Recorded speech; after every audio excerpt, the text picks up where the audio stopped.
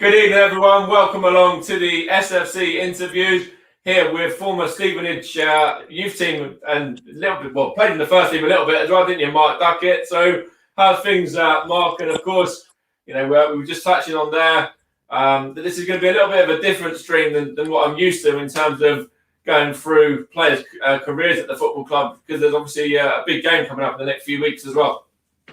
I think. How are you, mate? Yeah, I think there's a huge game in a couple of Sundays. I've been plugging it a lot, as you have as well. But I'll have you know, I played 7 times for the first team.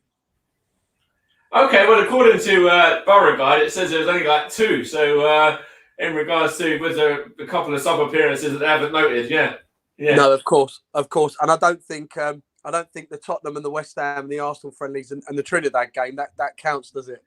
I remember the Trinidad game as well. I was actually at that game, and it was crazy. The fact that we managed to draw, so not even draw, but to get that kind of game at Stevenage, and actually only lose to them by 1 goal as well. It was crazy, wasn't it? And I think that was the World Cup year, wasn't it? Yeah. I can't remember when they did go. Was it 98 or might have even been 2002? But I'm sure it was 98 World Cup, or they were qualifying for it. But yeah, no, there's a huge game.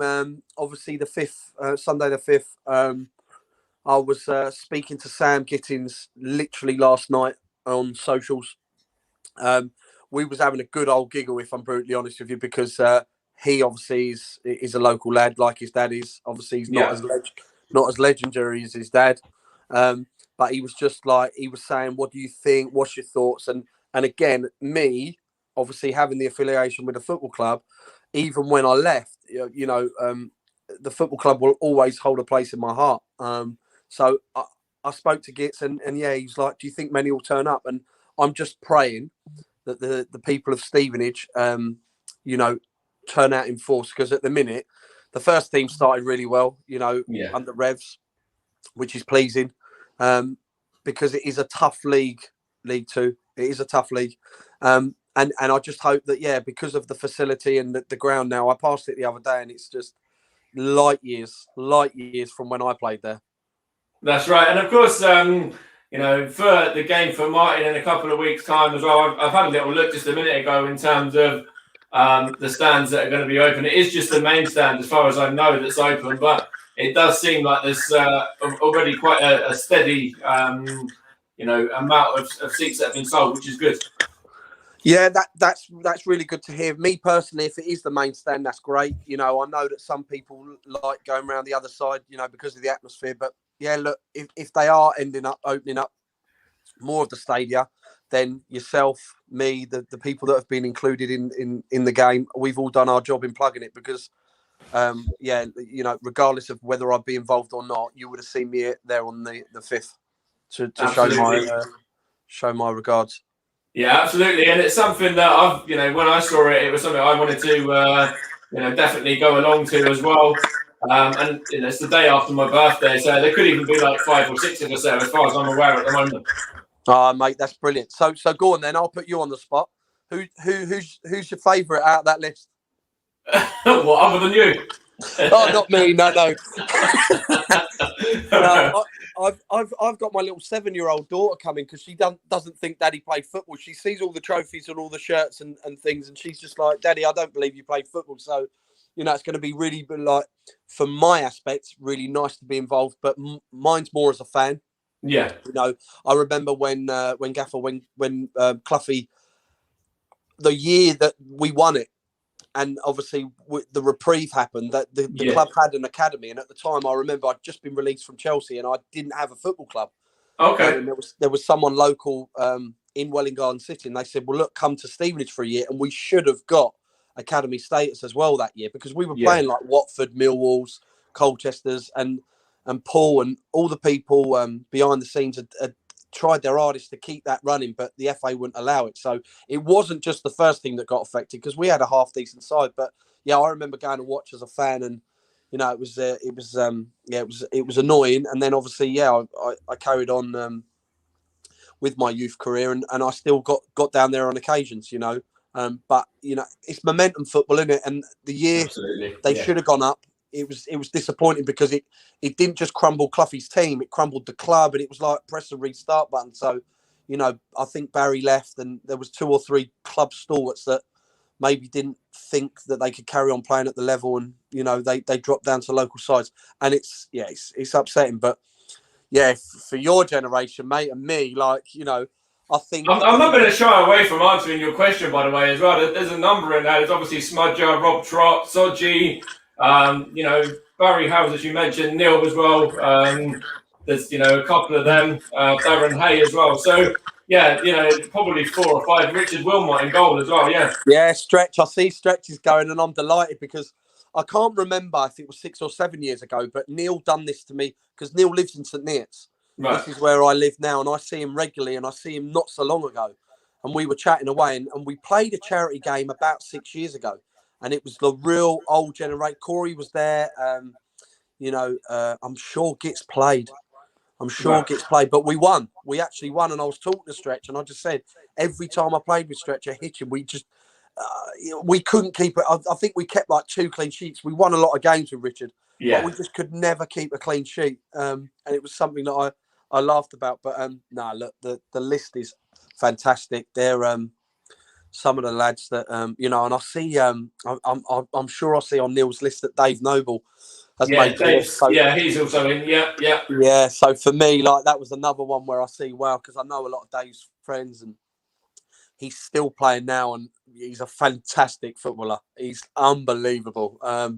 So yeah, like, you know, but then the Barnet team, I haven't fully seen that, but good. Obviously, 2 managers that I played under when I got loaned out by Stevenage, and when I left, Nicky Iron and Gary Phillips. So look, it's going to be great for them. As I say, for me, it's just an absolute privilege and an honour. But the more people that go to that game, I cannot stress it enough, because, you know, to play at that stadia with the local Stevenage people seeing your all-time goal scorer, you know, and the reason why we're doing it and why we're there. Yeah. Flaming out. I'm 38, and it's like, what dreams are made of, mate. It's massive, isn't it, as well? And I will run through the squads as well now, just while I'm here. We are. Please do. We've got Richard Wilmot. I'm all right drinking this Diet Coke, can I? Yeah, of course you can, mate. Yeah, we've got Richard Wilmot, then we've got, obviously, Mark, then we've got James Dillnut, Scott Cretton, Mark Smith, Robin Trott, Richard Nugent, Effie Sodgy, Stuart Beaver, Adam Parker, Mickey Nunn, Doug Pirry as well, Tony Ward, Neil Treble, Barry Hales, Dave Venables, Gary Crawshaw. That's another one I didn't mention before, but Gary was a top player as well. Oh, what a player. Yeah. Dave Noble, obviously Sam, as you mentioned, his son is going to be playing. Sean Marshall, Alan Gittins, one of his brothers as well, and Darren Hay. And then the management team is, well, it's phenomenal, really, with Paul Fairclough, Noel Blackwell, and Keith Fennick as well, yeah. Yeah, brilliant. Yeah, see, I forgot about Mark. Yeah. See, you forget Sean Marshall as well. What a player. You know, look, it's going to be tough for Cloughie because we've got about 14 strikers. Yeah. I think a few of them now will probably play CDM. Okay. But no, look, as I say, it's what a lineup. That's like non-league star-studded that you could wish for from my aspect. So yeah, some really, really, really good names. And me personally, like, Trotty and Smudge were always good with the kids. Yeah. When we were coming through, I'll never forget, you know, Trotty was the dressing room joker, and Smudge, to be fair, he just had this aura about him. And when I heard that, well, Smudge was your skipper, wasn't he? Smudger was, but he was one of them that you look at, and he was my skipper at Hitchin as well. He was 42 then. Oh, wow. And honestly, like, he just probably, like, unbelievable. Like, he didn't say a lot towards, like, you know, individuals. He had this aura about him, but, like, you know, he was just Colossus, wasn't he? He was just Colossus. Yeah. He was a great guy off the pitch, and I think every one of them, you know, that they don't make them like the names that you made there, like Parks, Adam Parker, mate. He's another one. You know, he looked like Santa Claus up until 3 months ago because he had this beard, this lockdown beard that I tell you, it was horrendous, and it weren't doing him no favours. But, like, from playing fronts, mate, what a player he is, and what a player he was. I don't think, you know, they don't make them like that anymore. You know, non-league is very robotic. You know, but yeah, one heck of a job. And like you say, probably in my eyes, I know Graham Wesley done well, but it was under different circumstances. But for me, we've got the best Stevenage manager there in, God, 30, 40, 50 years.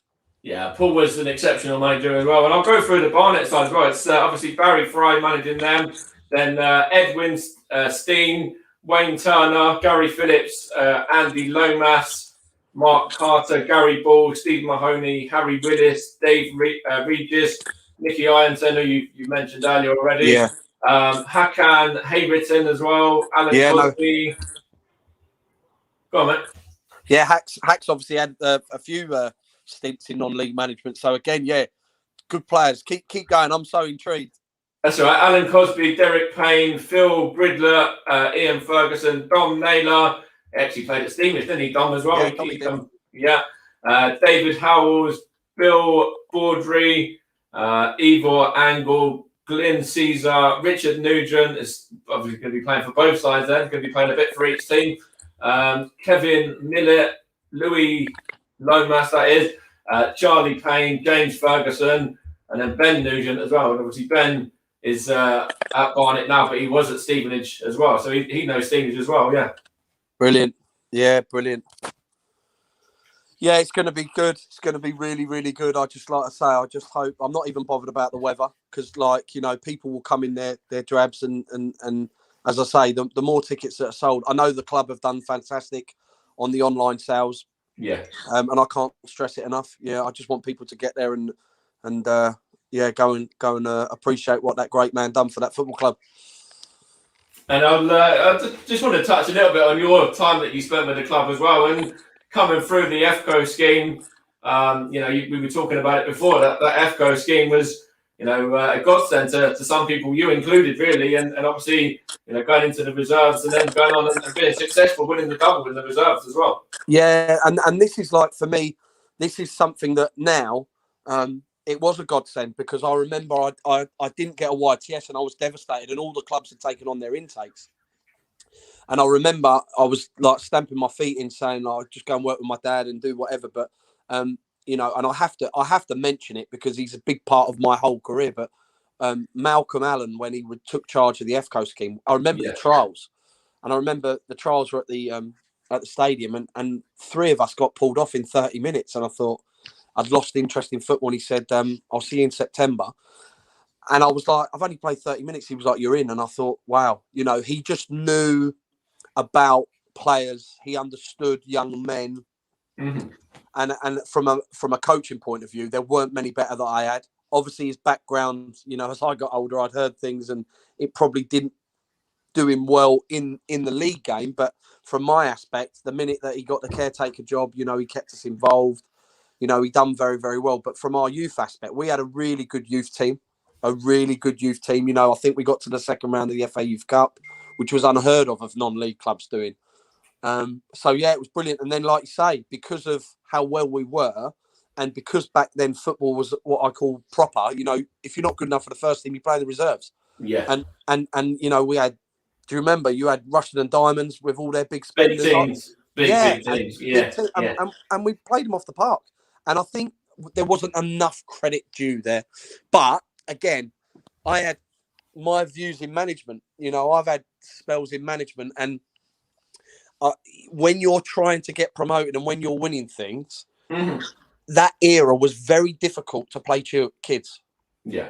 I know there's always this thing with Fergie, played the class of 92. I get that. That was once in a lifetime. You never see that. But, at my time, Richard Hill was in charge and the less said on him, the better for me because he just, it was rubbish. I didn't want to go and train with the first team. The sessions were awful. And I was like, put me back in the youth team or keep me in the reserves. And then we go back with Malcolm and do things. And then Paul come in and it was hard. It was hard because I had very good players in front of me. I don't think at a time there was, Rob Miller, Robin Trott, who played there, John Hampshire. He had fullbacks galore. Whereas fullbacks, nobody wanted to play there. But Paul had an array of them. And for me, it was very difficult to get the opportunity. And I don't begrudge nothing. The path took its way. But obviously Paul then left and stepped down, and then I think Wayne Turner come in and he gave he gave all of the year below us, who again, like Jack Minson, Martin Standen, they were really good players, but they were nowhere near the levels of our team. Yeah. And they all got chances. And, some of them had really, like Jack had a really good career. But it was all about having the opportunity. And at that time, Stevenage were trying to get back into the league. Yeah. And when Wayne come in and others, it was all about just, keeping that steady flow. It wasn't about getting promoted. It was unrealistic. So football's about timing, and it is the right place, the right time, and it is about the opportunity. So for me, I would never begrudge it. I loved it. Yeah, I did. I loved it, and I loved what Paul done at the football club. Paul made it professional. He made it professional. He made it from non-league to professional, and it was great to be around. Like I say, I had the joys of playing with Sam Sochi. Boy, he went on to have a great career, didn't he? Yeah, well, all of the Sochis, obviously, Effie's involved in the game in a couple of weeks as well, and Effie's another one that was fantastic as well. But in regards to Sam, went to Premier League, and he's been a top draw player as well. Yeah. Everything about him, his application. I remember playing the reserve final, and he played on the Tuesday night, he played on the Saturday, and then he was with us in the reserve final, and he was MOM. He was just like, he didn't say, he was he's just brilliant. His aura was excellent. He knew where he needed to get to.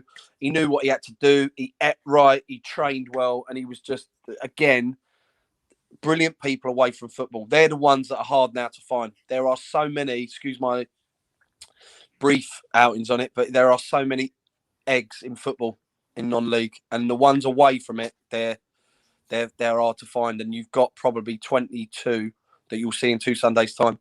Yeah, absolutely. And, I think there's a lot more than that, in fact, because the squads are massive for both sides anyway. And I'm sure there'll be other names that turn up as well, I'm sure, yeah.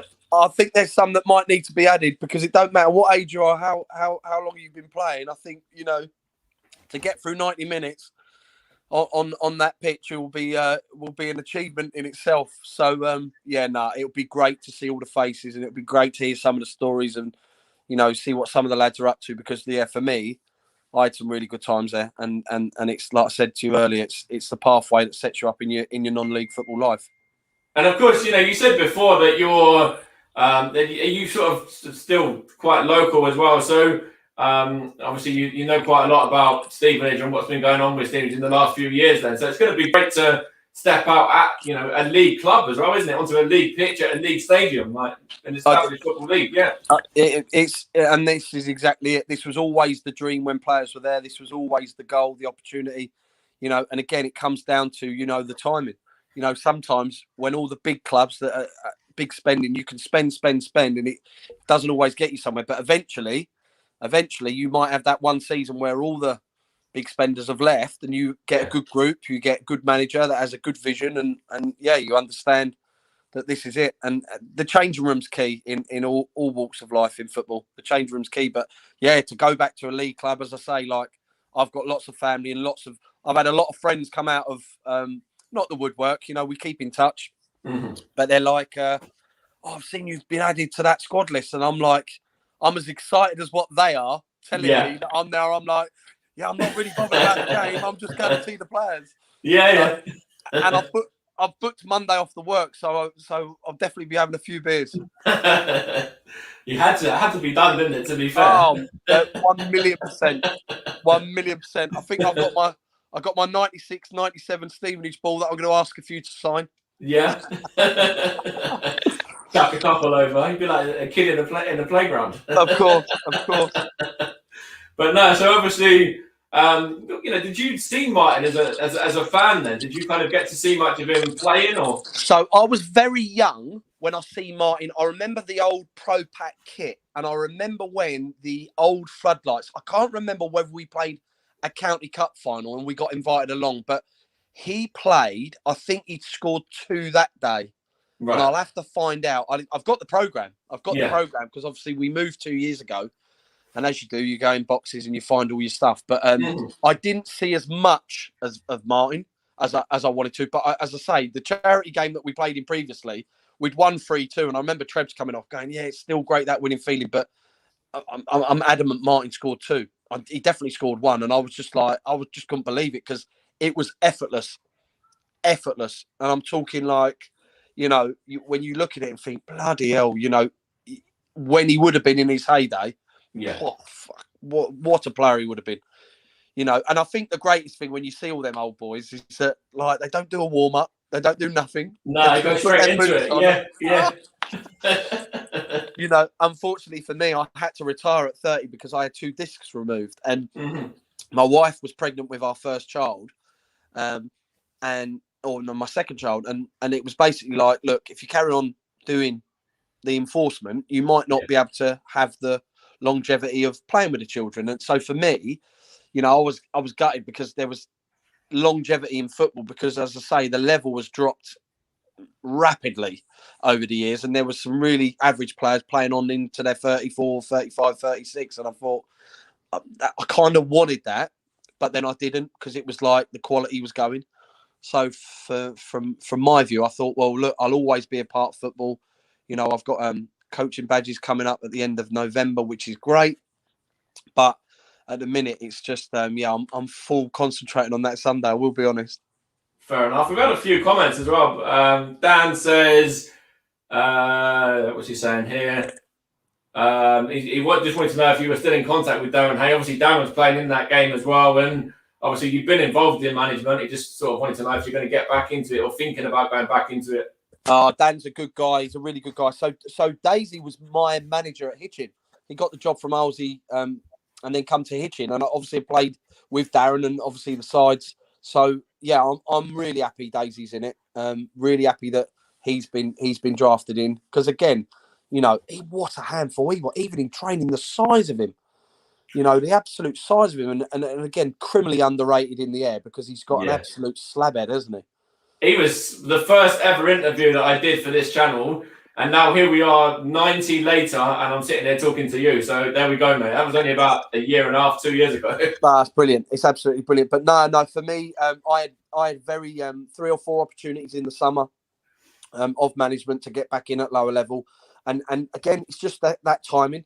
That timing, I want a little break from the game because my business has set off. But again, as I see things and I evaluate things, is it really? You've got to be fully on it. You've got to have a really good backroom team. You've got to have a really good chairman, owner that supports you in, like, when you're ill, don't go mad. When you're, lose a game. Now it's so fickle. It's like Champ Manager, mate. It really is. Some of these football clubs are run dreadfully. So for me, it's nice to go and do what I want to do after being involved since the age of 16 in non-league football. Yeah. Put something back into my children. But yeah, I'm sure the opportunity arises. Yeah, I really enjoyed managing, and obviously to win things as a player and win as a manager is a nice thing. So yeah, definitely. Yeah, at the minute, mate, it's literally like I'm gonna. Because, like you said, normality's back. People are allowed in stadiums. I want to go and do that. I want to go and see some really good non-league teams. Couple of weeks' time, I'm seeing a good friend of mine. He's got Peterborough sports manager, Jimmy Dean. Okay.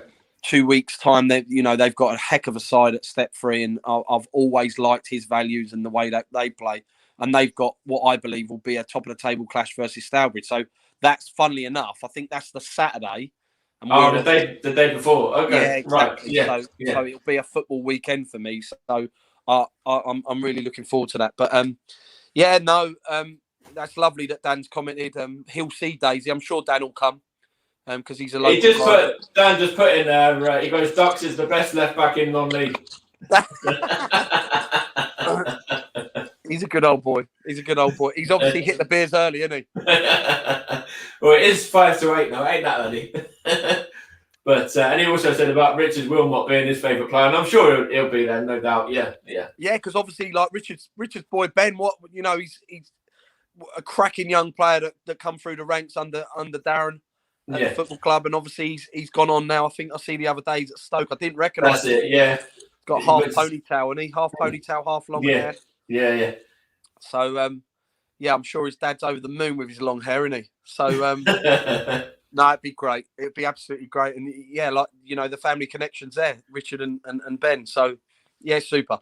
It's really, really good.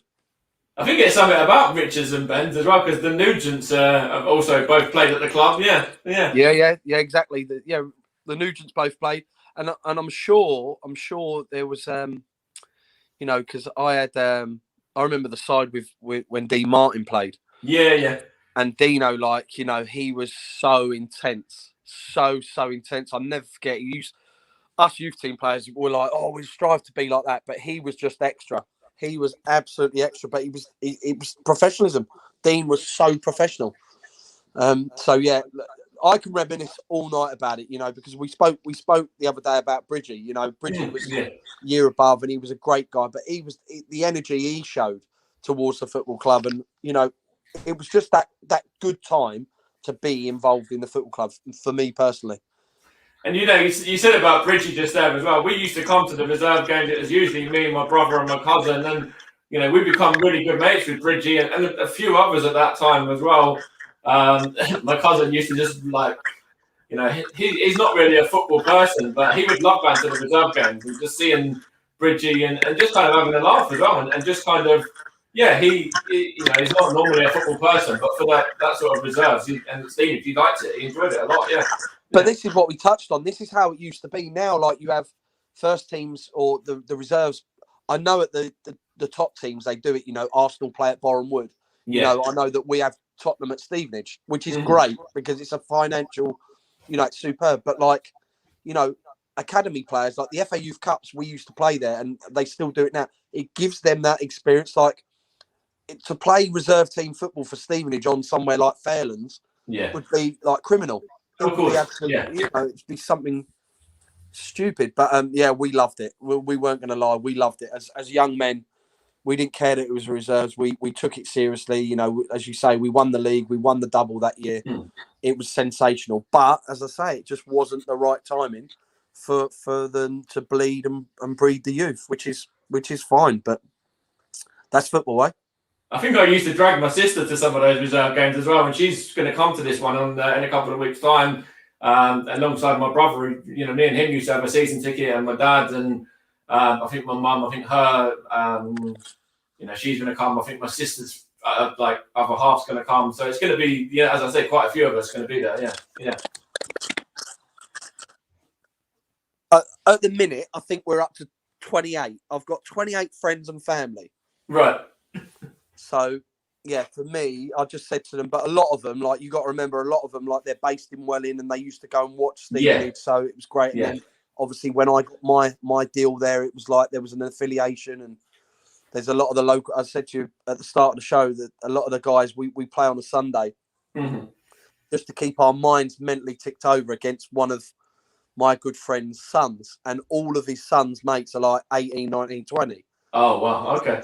Some of them are like level 2 scholars. Some of them have got year pros. And in lockdown, their feet are just, they're on another level. But for us as old men, it's great because, we've got the experience. Challenging and testing yourself as well every week. Yeah. Exactly. And it's just like, it keeps you young.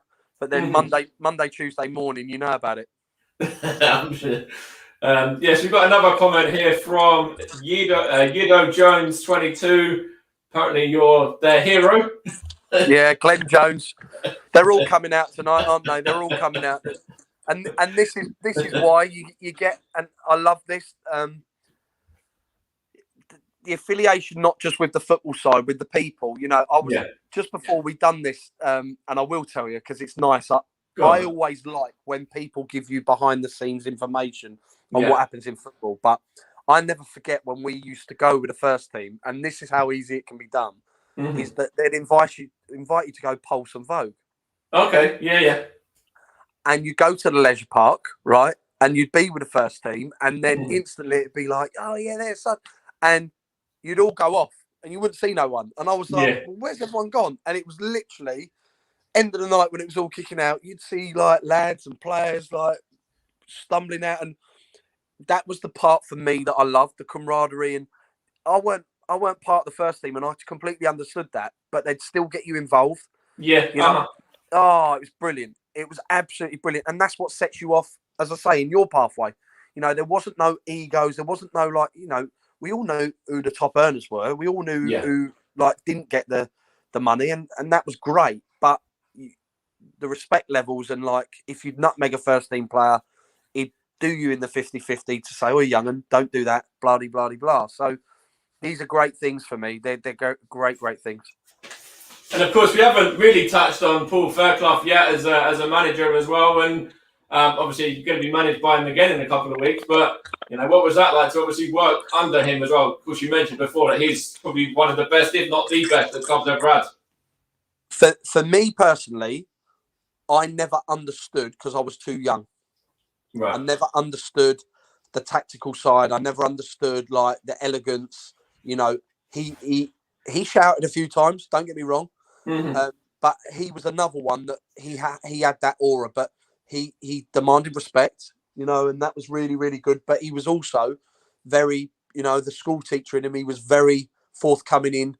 You're not doing things wrong. You're not doing things right. I remember when he got rid of me. I had a year left on my deal. And he said, "You remind us of a young Andy Hinchcliffe. You got a great left foot, but you just can't get back into positions." Basically saying you're slow. Oh, wow. But he was honest about it, because at 16, I lost my pace. My brain became active and I just lost my pace. But that's the way that he was. Obviously, I know Becky, his daughter. So obviously she went to the girls' school and I went to the all-boys school. So I knew, obviously, Becky before I joined Stevenage. But I'm not going to lie, when Paul got the job, after Richard Hill and Steve Wigley, I was over the moon, because there wasn't anyone that I'd rather work for. Both of the previous two that I mentioned, it just didn't work. They weren't right for the football club. They weren't right for me. They weren't right for the FCO scheme. And it just didn't work. So, it was great to have Cluffy back. I don't think he was given enough opportunity, if I'm honest. But because of the person that he was, and he had the stint at Arsenal working for Arsene Wenger. We come back with some of the mindset that was, it was astonishing. Well, I remember we had cereal and pasta after every training session. I remember like the pre-match meals, like we weren't allowed, was it beef, but we was allowed chicken, and it was like, that was it. You weren't only allowed one bit of bread if you were having pasta, but if you didn't have pasta, and it was like, make sure you have your. So he was doing things that now is like second nature, but like, it was like there was a bottle of water at your table on the coach. It was great. And I took it with me. So, great manager, great person. And I think it speaks volumes for someone like him turning up to take the side that's because I'm sure, he's a family man. I know he's got 2 girls and lots of grandchildren now. So, I'm sure that, he's enjoying his downtime. So to come on the 5th for Gits' thing. But I'm sure if you ask him, which you'll get time to, he'd jump at the chance to do it. He'd love it. So it's a no-brainer for me to get Stevenage's best manager back for to lead the charity game for Stevenage's all-time goal scorer. Yeah, and it's going to be great. I think we'll wrap it up in a moment. But just in terms of that day, we've gone through before, but it's just, what's your message to anyone that, is available on that day and hasn't thought about coming yet or hasn't got their tickets yet? So my message is really plain and simple, all right? And I have plugged and plugged, and I'm going to keep doing, all right? This guy gave his all for a football club that now is playing league football, okay? He is the record goal scorer for your football club. That speaks volumes alone from the individual that he is. He needs you. He needs us, and he needs everyone to give him that little push in the fight that he's got in the next couple of months. Yeah. Forward more, the only thing that I would say is if you're like me, who was Stevenage, is Stevenage, will be Stevenage, you will be seeing some of their greatest players that has ever graced that ground. And for me, regardless of being involved or anyone, get down there. It's a tenner. It is £10 to a great charity to watch some great legends. We'll leave it with that, and I'll see you in a few weeks, Mark. Defo. I'll catch up with you then. Take care. Nice one, mate. Cheers. Thanks a lot. See you soon, mate. Bye.